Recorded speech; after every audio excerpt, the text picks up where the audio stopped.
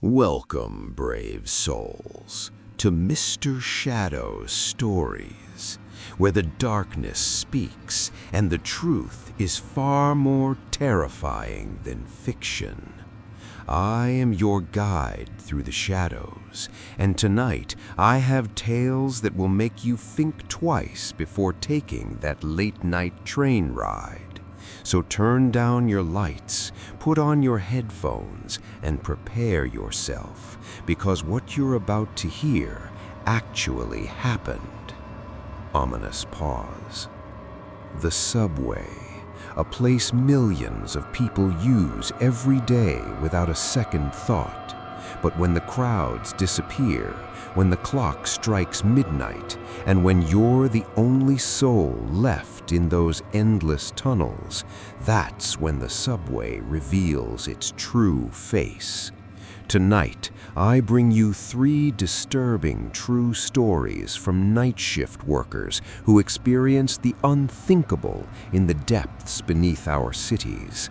These aren't urban legends. These aren't campfire tales. These are real accounts from real people who still can't sleep at night. Are you ready? Then let's descend into the darkness together. Story 1. The Platform Watcher. Our first story comes from Marcus, a security guard who worked the graveyard shift at a subway station in Chicago for nearly 8 years. Marcus was a no-nonsense type of guy, former military, built like a linebacker, and absolutely fearless. Or at least he thought he was fearless, until the night he met the man on Platform 7. It was a frigid January night in 2019, around 2:47 in the morning. Marcus had just finished his rounds on the upper levels and was making his way down to the deepest platform, Platform 7. This platform was rarely used anymore. It serviced an old line that only ran during peak hours, which meant at night it was completely abandoned, a ghost platform, as the workers called it. As Marcus descended the stairs, his flashlight cutting through the thick darkness, he noticed something unusual. The fluorescent lights on Platform 7, which were always flickering and barely functional, were completely dark, not just dim, but pitch black. He'd never seen them all out at once before. His footsteps echoed against the tiled walls as he reached the bottom of the stairs. The platform stretched out before him, disappearing into shadow. The air was different down here, colder, heavier, like the atmosphere itself was pressing down on him. Marcus swept his flashlight across the empty platform, checking for any signs of homeless people or teenagers who might have broken in. That's when he saw him. At the far end of the platform, barely visible in the beam of his flashlight, stood a man. He was facing the tunnel, completely motionless, wearing what looked like an old-fashioned conductor's uniform from the 1950s. The uniform was pristine, dark blue with brass buttons that caught the light, and a peaked cap that shadowed his face. "Hey!" Marcus called out, his voice bouncing off the walls. "Station's closed. You need to leave." The man didn't move, didn't even flinch. Marcus started walking toward him, hand instinctively moving toward his radio. As he got closer, he noticed something odd about the way the man was standing. His posture was too straight, too rigid, like a mannequin, and he was standing right at the edge of the platform, toes hanging over the yellow safety line, looking down at the tracks. "Sir, step back from the edge," Marcus commanded, now about 20 feet away. Still, no response. Marcus was close enough now to see more details. The man's hands were clasped behind his back in a formal military stance. His conductor's uniform looked authentic, down to the fabric and the stitching, but there was something wrong with it. The colors seemed washed out, faded, like an old photograph. "Sir, I need you to—" The man's head snapped toward Marcus with inhuman speed. Not a gradual turn, but an instant mechanical rotation that made Marcus's blood run cold. And his face was wrong.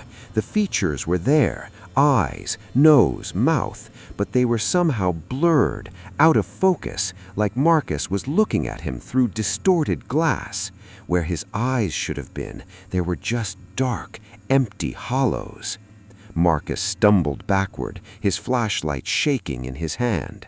The man remained perfectly still, that horrible, blurred face locked on him. Then, without any warning, every single light on Platform 7 suddenly blazed to life, flooding the area with harsh, fluorescent brightness. Marcus threw his arm up to shield his eyes from the sudden glare. When he lowered it 2 seconds later, the man was gone, completely vanished. Marcus ran to the spot where the man had been standing. There was nothing there, no footprints, no evidence anyone had been there at all. But the air in that spot was ice cold, and when Marcus looked down at the tracks, he felt his stomach drop. There, on the tracks below, was a conductor's cap, the same one the man had been wearing. It looked ancient, covered in decades of dust and grime. But what made Marcus's hands shake was the date embroidered on the inside lining, which he could just barely see. May 15th, 1952. Marcus later learned that on that exact date, a conductor named William Hargrove had fallen onto the tracks on Platform 7 and was killed by an oncoming train. He'd been leaning over to check something on the rails when he lost his balance. The accident report said he died instantly at 2:47 a.m., the exact time Marcus had encountered the man on the platform.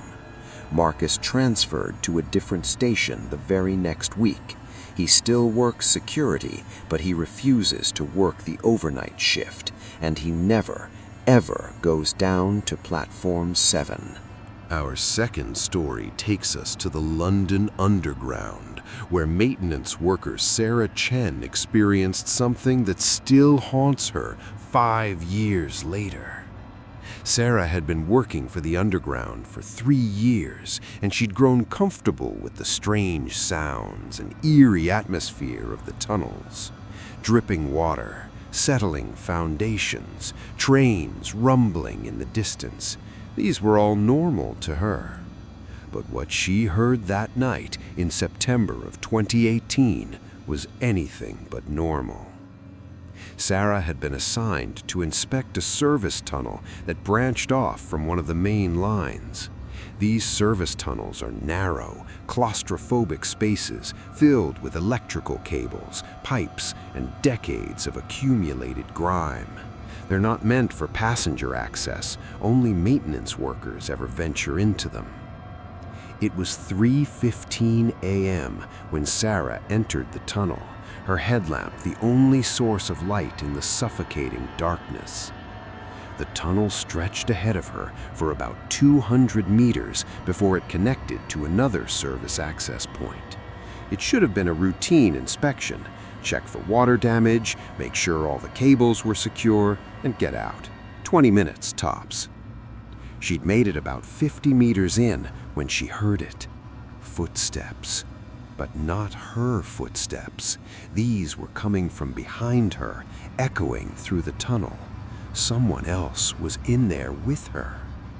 Sarah stopped and turned around, shining her light back toward the entrance. The tunnel was empty. The footsteps stopped when she stopped. "Hello? This is a restricted area." Her voice bounced back to her, distorted by the tunnel's acoustics. No response. Probably just an echo of her own footsteps, she told herself. The tunnels played tricks with sound all the time. She turned back around and continued walking. The footsteps started again, but this time they didn't match her pace. They were faster, heavier, like someone running, and they were getting closer. Sarah spun around again, and this time she saw something that made her heart stop. About 30 meters back, barely visible at the edge of her headlamp's beam, was a shadow, a human-shaped shadow, but impossibly tall and thin, stretched across the curved tunnel wall, and it was moving toward her. But there was no one there, no person casting the shadow, just the shadow itself, sliding along the wall like spilled ink. Sarah did what any rational person would do. She ran as fast as she could through that narrow tunnel, her breath coming in ragged gasps, her boots splashing through puddles of stagnant water. Behind her, the footsteps pounded faster, echoing and multiplying until it sounded like dozens of people were chasing her. Then came the voices.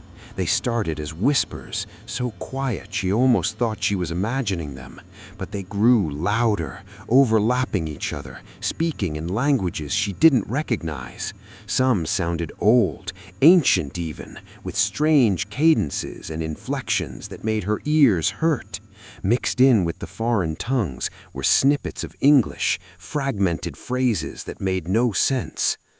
Never finished the dig. Sealed them in. Still down here. Help us.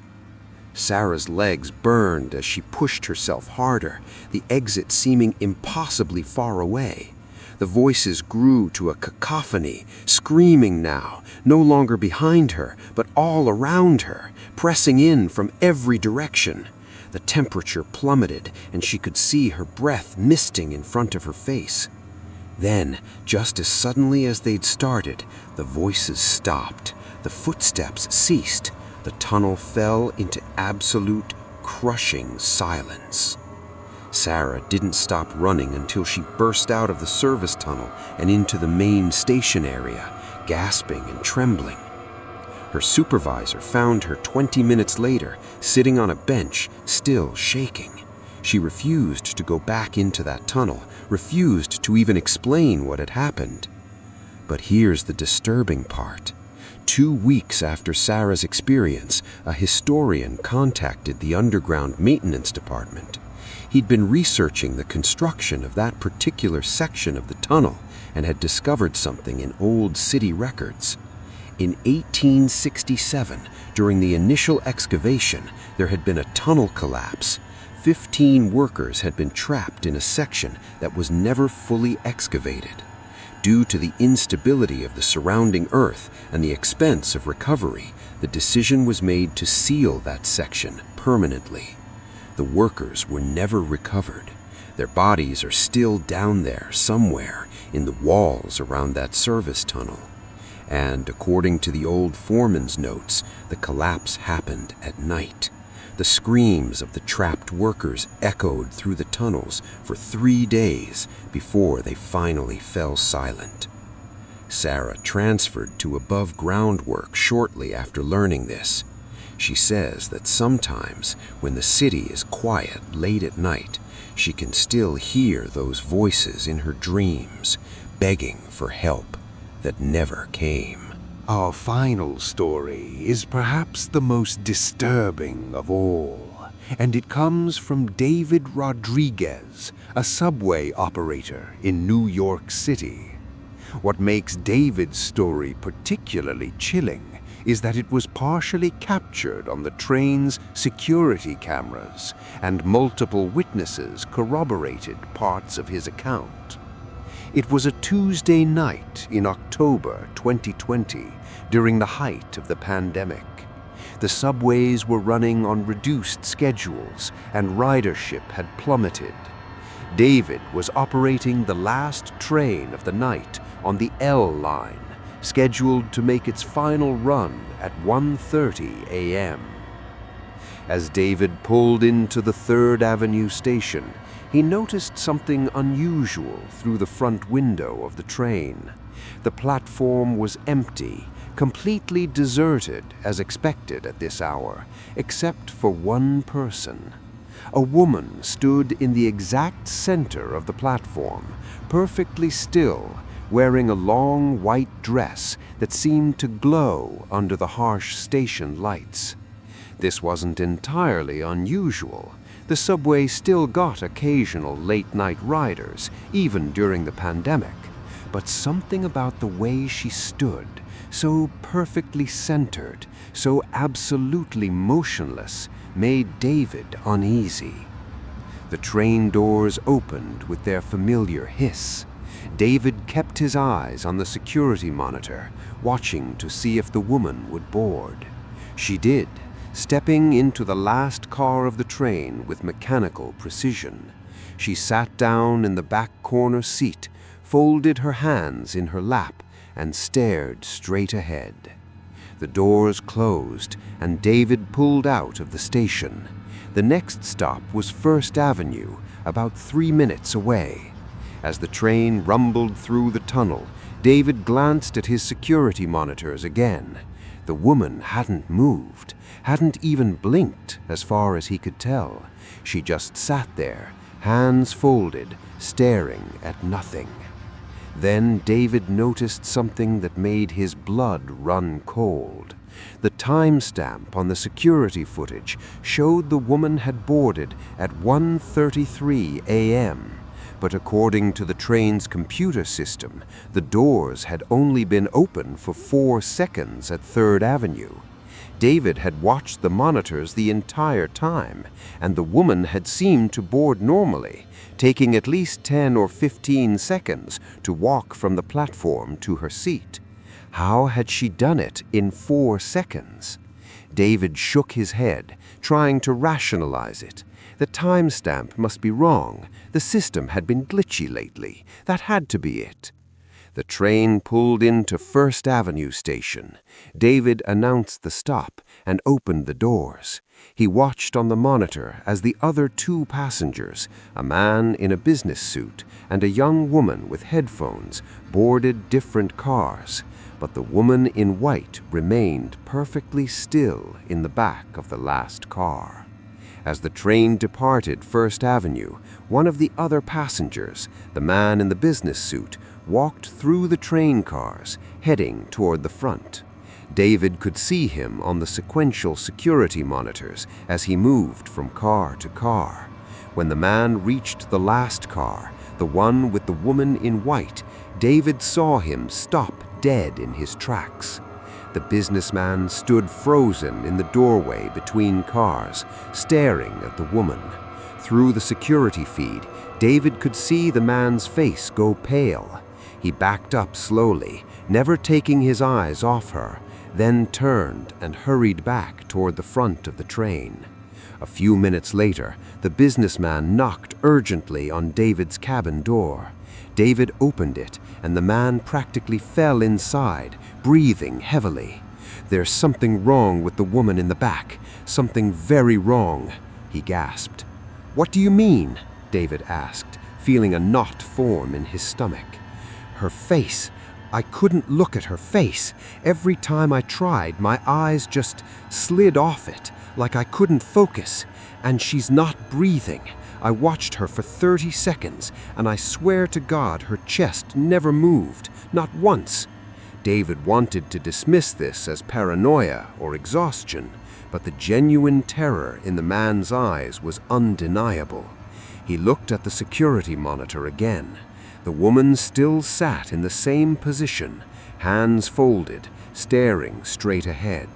And now that the businessman mentioned it, David realized something disturbing. In all the time she'd been on the train, nearly 15 minutes now, the woman hadn't moved a single muscle, not to adjust her position, not to check a phone, not even to blink. No human being sat that still. The train pulled into Bedford Avenue, the second to last stop. The businessman practically ran off the train, glancing back nervously. The young woman with headphones also exited, leaving just the woman in white. David made an announcement. "Last stop, Union Square, approaching. This is the final train of the night." He watched the monitor as the train entered the tunnel toward the final stop. The woman remained motionless, but then, slowly, so slowly it was almost imperceptible, Her head began to turn, not toward the window or the door, but directly to the security camera, directly to David. David felt ice flood his veins. The woman's face came into view on the monitor, and he understood what the businessman meant. He couldn't quite focus on her features. They seemed to shift and blur, like he was looking at her through water. But her eyes, those he could see clearly, they were completely black, like pools of ink with no whites at all. And she was smiling, a too wide smile that showed too many teeth. The train began to slow as it approached Union Square. David's hands shook on the controls. He just needed to get to the station, open the doors, and get this woman, this thing, off his train. But as the platform became view, the woman stood up. She moved in a strange, jerky way, like a puppet being controlled by strings. She walked toward the front of the car, getting closer to David's cabin with each step. On the security monitor, David could see her moving from car to car, always maintaining that horrible mechanical gait. The train stopped. The doors opened. David made his announcement with a trembling voice. "Last stop, Union Square. Everyone must exit the train." He watched the monitor. The woman had stopped in the car directly behind his cabin. She stood facing the door that separated them, her head tilted at an unnatural angle. "Please exit the train," David repeated, his voice cracking. The woman raised one hand and pressed it against the window of the door. Her fingers were too long, the joints bending in ways that fingers shouldn't bend. She pressed her face close to the glass, that terrible, blurred face with its black eyes and impossible smile. Then she spoke. David couldn't hear the words through the door, but he could see her lips moving, and somehow, impossibly, he knew what she was saying. "I've been riding this train for 70 years. I'll be riding it for 70 more. David did something he'd never done in 15 years of operating trains. He abandoned his post. He threw open the cabin door, jumped onto the platform, and ran.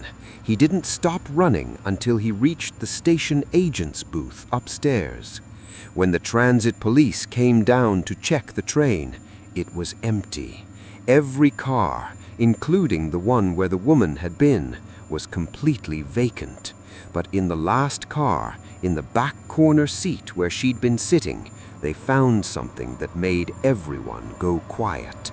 A puddle of water. Clear, clean water, pooled on the seat and dripping onto the floor. And next to it, pressed in the moisture on the window, was a handprint with those two long fingers. The transit police reviewed the security footage.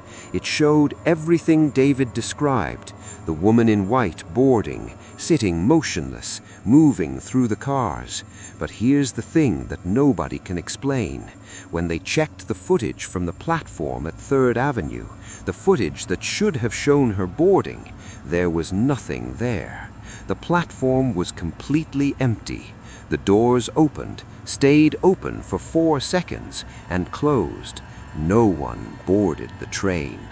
But the interior cameras clearly showed her inside. David took a month of leave after that night. When he came back, he refused to operate the last train. Other operators who've taken that final run report strange occurrences. Passengers who don't show up on the platform cameras, cold spots in the last car, and sometimes, late at night, the sound of someone walking through the train when all the cars are supposed to be empty. The Transit Authority won't comment on these reports. Officially, nothing unusual has ever happened on the L line. But if you ask the operators who work the overnight shifts, they'll tell you a different story. They'll tell you about the woman in white who's been riding the same route for 70 years, waiting for something or someone. And they'll tell you never, ever to be the last passenger on the last train of the night. These 3 stories are just a glimpse into the darkness that lurks beneath our cities. The subway stations we rush through every day, barely giving them a second thought, transform into something else entirely when the crowds disappear and the lights go down. The night shift workers who keep these systems running, they know the truth. They've seen things that would make most of us never want to ride the subway again. Marcus still can't explain what he saw on Platform 7. Sarah refuses to enter underground tunnels anymore. And David changed careers entirely. He now works as a bus driver, staying above ground where the sunlight can reach. Remember, these aren't fictional tales designed to entertain you. These are real experiences from real people whose lives were forever changed by what they encountered in those tunnels beneath our feet. The subway doesn't sleep, and neither do the things that haunt it. If you found these stories disturbing, if they made you look at that late-night train ride a little differently, then I've done my job. The world is far stranger and more terrifying than most people realize. And here at Mr. Shadow's Stories, we shine a light into those dark corners where the truth hides. If you're brave enough to hear more tales from the darkness, subscribe to the channel and turn on notifications. I have many more stories to share. Stories of haunted hospitals, cursed objects, and encounters with things that shouldn't exist. The shadows are deep, and they're full of secrets. Until next time, stay safe out there.